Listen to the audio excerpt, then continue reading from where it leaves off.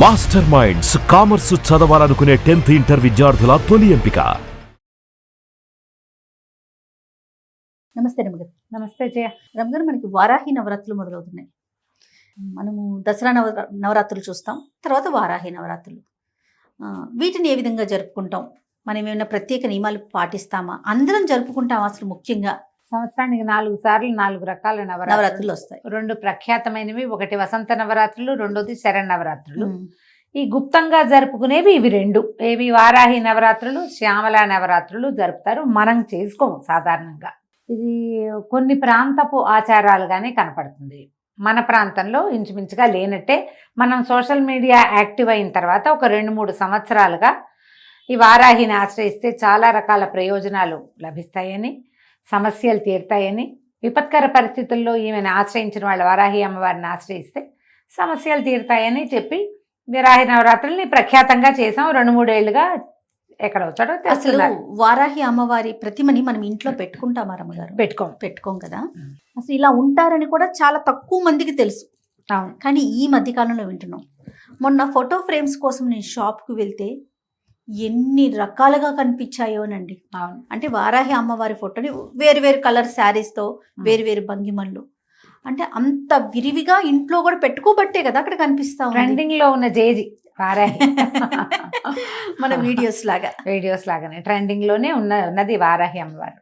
ఆమె ఎప్పుడూ ఉంది కానీ జయ, ప్రఖ్యాతంగా లేదు. ఎందుకంటే ఈమెని ఉగ్రదేవతగానే చెప్పబడుతుంది ఆమె. ఓకే. అమ్మవారి యొక్క పరివార శక్తుల్లో ప్రముఖమైన మంత్రినిగా వారాహి అమ్మవారిని చెప్తారు. ఆదివరాహమూర్తి యొక్క స్త్రీ స్వరూప శక్తి. ఆదివరాహమూర్తిని కూడా మనం సాధారణంగా అర్చనలు, పూజలు మనం ఏమి చెయ్యం. ఏ సందర్భంలోనూ వరాహస్వామి స్వరూపంలో ఉన్న విష్ణు స్వరూపాన్ని ఇంట్లో పెట్టుకోవటం కానీ, పూజ చేయటం కానీ మనకు కనిపించదు. మనకి ప్రఖ్యాతంగా వరాహస్వామి ఉన్న దేవాలయాలు ఏవి? ఒకటేమో తిరుమలలో మొదట వరాహస్వామిని దర్శించాలి. ఎందుకంటే ఆయనే వెంకటేశ్వర స్వామికి స్థలాన్ని ఇచ్చాడు కాబట్టి, అది ఆయనది, భూమి ఆయనది కాబట్టి వారిని మొదట దర్శించి అప్పుడు పెద్ద ఆయన్ని చూడాలి.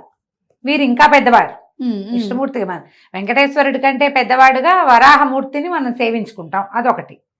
రెండో వరాహ స్వరూపం సింహాద్రి అప్పన్న. ఆయన వరాహ నారసింహుడుగా వేర్వేరు స్వరూపాలలో ఉండే నరసింహమూర్తిగా ఆయన కనపడతాడు. వరాహము నరసింహము కలిసి ఉన్న స్వరూపంగా. ఈ 2 తప్ప మనకి ప్రఖ్యాతంగా ఎక్కడా వరాహ స్వరూపంలో స్వామివారు ఉన్నవి లేవు, తక్కువ. తర్వాత కాలంలో వెలిసే 2-3 చోట్ల ప్రఖ్యాతంగా దేవాలయాలు కనపడతాయి. ఒకటి మనకి విజయవాడలో ఉన్నటువంటి విజయకీలాద్రి కొండ మీద ఉన్న దేవాలయాల్లో భూవరాహ స్వామికి ఒక ఆలయం ఉన్నది. కర్ణాటకలో ఉన్నటువంటి కళ్ళహల్లి అనే ప్రాంతంలో భూవరాహ స్వామిది ప్రఖ్యాతమైన, ఆ ప్రాంతంలో బాగా వెళ్తారు. దేవాలయాలు ఉన్నాయి. కానీ మనకి రోజువారీ ఆరాధనలో వరాహస్వామిని ఆరాధించే విధానం మనకి లేదు. ఇప్పుడు వరాహస్వామి యొక్క స్త్రీ స్వరూప శక్తి అయినటువంటి వారాహి దేవత కూడా, వారాహి కూడా ప్రఖ్యాతమైన కొన్ని స్వరూపాలు ఉన్నాయి. ఇవేంటంటే మంత్రాధిష్టాన దేవతగా ఉంటుంది. మంత్రాలతోటి ఆమెను ఆవాహన చేసేదే కనపడుతుంది. కానీ సాధారణంగా సంసారులందరూ మనలాగా ఇళ్లలో ఉండేవాళ్ళు పూజలు చేసుకునేటట్టుగా కనిపించదు. సంవత్సరం అంతా ఆమెను ముట్టుకోం మనం. ఇప్పుడు ఈ అమ్మవారిని ఈ ప్రఖ్యాతంగా ఈ 10 రోజులు మాత్రమే సేవించడం, నవరాత్రులు 9 రాత్రులు సేవించడం మనకి kaniపిస్తుంది. ఈ అమ్మవారిలో కూడా వారాహిలో కిరాత వారాహి అని అలా ప్రత్యేక స్వరూపాలు ఉన్నాయి. మంత్రాధిష్టాన దేవత ఈవిడ. ప్రఖ్యాతంగా కొన్ని చోట్ల ఏంటంటే పీఠాలలో, మఠాలలో మంత్రం బాగా పునశ్చరణ చేసే చోట, యజ్ఞం, యాగం, హోమాలు అవి జరిగే చోట విరివిగా ప్రజలు వచ్చి అమ్మని సేవించి ప్రసాద స్వీకారం చేసే చోట గనక ఇది చేస్తే ఆ అమ్మవారి యొక్క ఉగ్రశక్తి, ఉగ్రత్వము అవి శాంతింపబడతాయని ఇలా వ్యవహారంగా చెప్తారు. అయితే ఇటీవల మనం వారాహి అమ్మవారికి కూడా అక్కడక్కడ దేవాలయాలు చూస్తున్నాం. మనకి కాంచీపురంలో ప్రఖ్యాతంగా లోపల అమ్మవారి కామాక్షి ఉంటే బయట వారాహి స్వరూపం కనపడుతుంది. అంతరాలయం దగ్గరే మనకి ఉన్నది.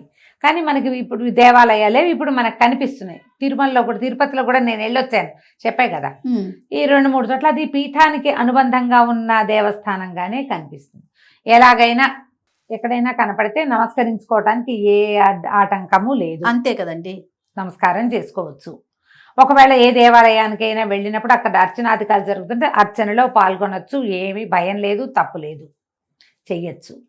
అయితే ఈ ప్రఖ్యాతమైన ఈ 9 రోజులు చేసేటప్పుడు మనం కొంచెం చిన్న మెలకువతోటి వ్యవహరిస్తే సరిపోతుంది, చేసుకోవచ్చు. ఇప్పుడు ఇది ఉగ్రదేవతారాధనగా దీన్ని ఏం తీసేయాల్సిన పని లేదు, చేసుకోవచ్చు. ఈ చేయటం ఏమిటి, మనం ఎట్లాగో ప్రాణ ప్రతిష్ఠ చేసి విగ్రహాలు పెట్టి అంత గందరగోళంగా హైరాన్ పడద్దు. ఓకే, యాజ్ సింపుల్ యాజ్ చేసుకోవచ్చు, ఎంత సింపుల్గా అయినా. ఈ 9 రోజుల పాటు ఎక్కడి నుంచి మొదలైంది, ఇది ఆషాఢ శుద్ధ పాడ్యం నుంచి నవమి వరకు పూజ. పొద్దునైనా చేసుకోవచ్చు, రాత్రైనా చేసుకోవచ్చు. కాకపోతే ఈ వారాహి యొక్క శక్తి రాత్రి వేళల్లో ఎక్కువ ఉంటుందని, పగలు అమ్మవారు నిద్రిస్తుందని చెప్తారు. మేము తిరుపతిలో వెళ్ళినటువంటి అమ్మవారి దేవాలయంగా లేదది, అదొక పెద్ద మండపం లాగా ఉండి క్లోజ్ చేసి పెట్టారు. మేము అక్కడ లోపలికి వెళ్ళాక చూస్తూ మాట్లాడాం 2 వాక్యాలు.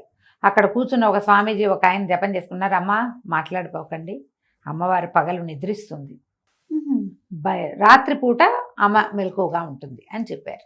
హైదరాబాద్లో కూడా 3-4 చోట్ల అమ్మవారు వారాహి ఉంది పీఠంలో. నేను చెప్పాను లాస్ట్ టైం, కుదిరిక ఉంటే వెళ్ళి రావచ్చు. ఈ సమయాల్లో మంచివి.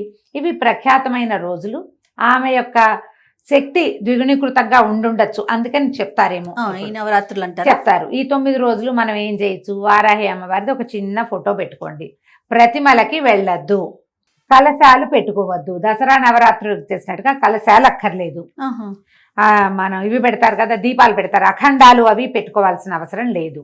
ఓకే, సింపుల్గా చేసుకోండి. ఒక్క ఫోటో. మనం ఏంటంటే ఏదైనా ఆరాధన చదువుకునేటప్పుడు స్వరూపం కనపడుతుంటే మనకు ఒక సంతోషం, తృప్తిగా ఉంటుంది. ఇంత చిన్న ఫోటో పెట్టుకోండి చాలు, పెద్ద ఫోటో కూడా అక్కర్లా. ఏవైనా 4 ఎర్రని పువ్వులతోటి అర్చన చేసుకోండి. వారాహివి 12 నామావళి ఉంది, అష్టోత్తరం దొరుకుతుంది, 2-3 రకాల స్తోత్రాలు ఉన్నాయి. ఏదైనా ఒక స్తోత్రంతో ఆ స్తోత్రం చదువుకుని ఆ పువ్వులు సమర్పించి ఏదైనా నివేదన పెట్టుకోండి చాలు.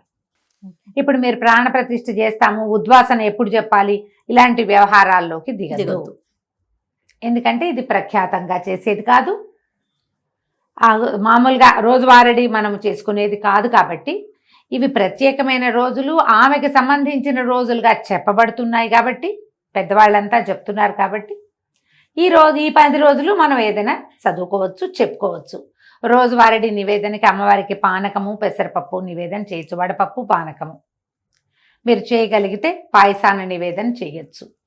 9 రోజులు ఏదైనా ఒక అన్న నివేదన చేయొచ్చు, ఫలాలు అవి పెట్టచ్చు. పానకము, వడపప్పు మాత్రం మస్ట్ అండ్ షుడ్గా పెట్టాలి. ఎందుకంటే అమ్మవారు కొంచెం ఎక్కువ అంటే పవర్ఫుల్ దేవత.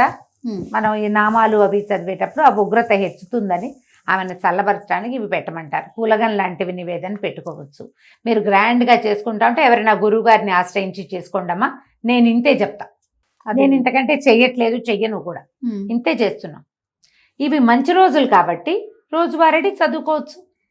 12 నామావళి చాలా చిన్నది, 12 నామాలు. ఓకే, చక్కగా చదువుకోవచ్చు. ఆ 12 నామాలనే 9 సార్లు లెక్కెట్టి చదువుకోండి, అయిపోయింది.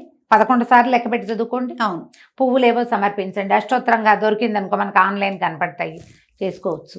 ఇప్పుడు ఇది సాంగంగా మనం దసరా పూజల్లో అమ్మవారిని నిలబెట్టి 9 రోజులు సేవించి 10వ రోజున ఉద్వాసన చెప్పి అమ్మవారిని మళ్ళీ వెనక్కి చేర్చి అంతలా చేయక్కర్లేదు, చేయవసరం లేదు.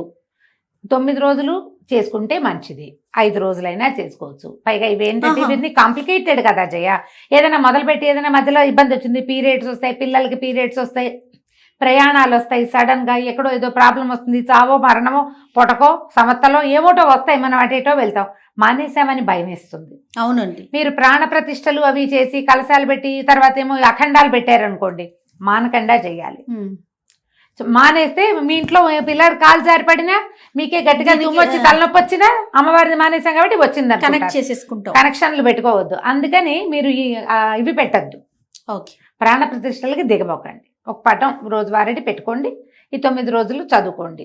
ఓకే, 10వ రోజు అయిన తర్వాత 10వ రోజు నాడు ఆ పటం తీసి చక్కగా తుడిచి పైన పెట్టేసుకోండి. పటం తీసి పైన పెట్టాలంటే మహారాజుగా పెట్టుకోవచ్చు. మీకు ఉంచుకునే ఉద్దేశం ఉంటే ఉంచుకోవచ్చు, కానీ లేకపోతే తీసి పైన పెట్టచ్చు, ఆవిడ ఏమందు. మళ్ళీ వచ్చే సంవత్సరం అదే పటం పెట్టుకుంటాము, అంతే, సరిపోతుంది కదా. కాస్త నివేదన కొంచెం చెయ్యండి తప్పకుండా, ఊరికే చదివి వదిలేయపోకండి. మనం పారాయణ చేశాక ఏదైనా చదువుకుని ఏదైనా అర్చన చేశాక ఖచ్చితంగా నివేదన, తాంబూలము, హారతి లైన్ ప్రకారం చేసేయాలి. ధూపము, దీపము. మొదట దీపం పెట్టుకుంటాం, ధూపం చూపిస్తాం, ఏదో స్తోత్రం చదువుతాం, 2 పుష్పాలు సమర్పిస్తాం, నైవేద్యం చేస్తాం, హారతి, ఒక నమస్కారం, కంప్లీట్ అయిపోతుంది.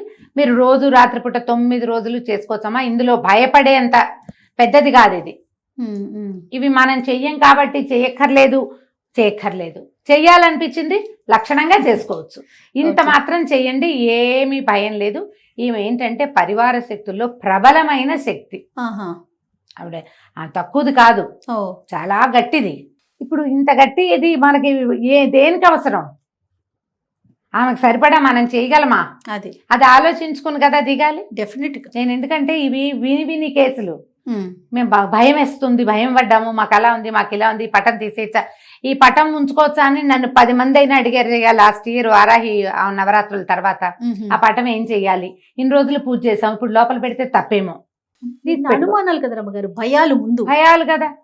భయం అయితే చెయ్యొద్దమ్మా అంటారు. భయపడితే చేయబోకండి. మామూలు మనం ఏ రోజువారీ ఏం చేసుకుంటామో అది చేసేసుకోండి, సరిపోతుంది. నేనైతే దాదాపుగా ఒక 4-5 సంవత్సరాలుగా ఈ వారాహి నవరాత్రులు ఎప్పుడైతే తెలిసిందో, 5-6 సంవత్సరాల క్రితమే తెలిసింది జయ నాకు. ఈ ద్వాదశ నామావళి చాలా సులువు. 12 నామాలే కదా, వీటిని 9 టైమ్స్ చేయటం ఒక లెక్కగా అలవాటు చేసుకున్నా నేను ఇంతే చేస్తున్నా అంతే. ఒకవేళ మధ్యలో ఏదో ఇబ్బంది వచ్చింది, ఒక నమస్కారం చేసుకోవటమే అంతే. లేదు భారీ ఎత్తున చేసుకోవాలంటే గురువు గారిని సంప్రదించడం. భారీ ఎత్తున చెయ్యాలి అంటే ఖచ్చితంగా మీరు ఒక గురువు గారిని సంప్రదించి వారు మిమ్మల్ని పూర్తిగా గైడ్ చేసేలాగా చేసుకోండి. అప్పుడు ఓకే. ఇప్పుడు చూడు, గురువు గారిని సంప్రదించి అంటే ఫోన్లోనో, ఇన్స్టాలోనో, మెసెంజర్లోనో కాదు, ప్రత్యక్ష గురువు. ఓకే. అందుకని ముందు జాగ్రత్త పడి చేసుకోండి ఏం చేసినా. తప్పకుండా అండి. నమస్తే రమ్మగారు. నమస్తే.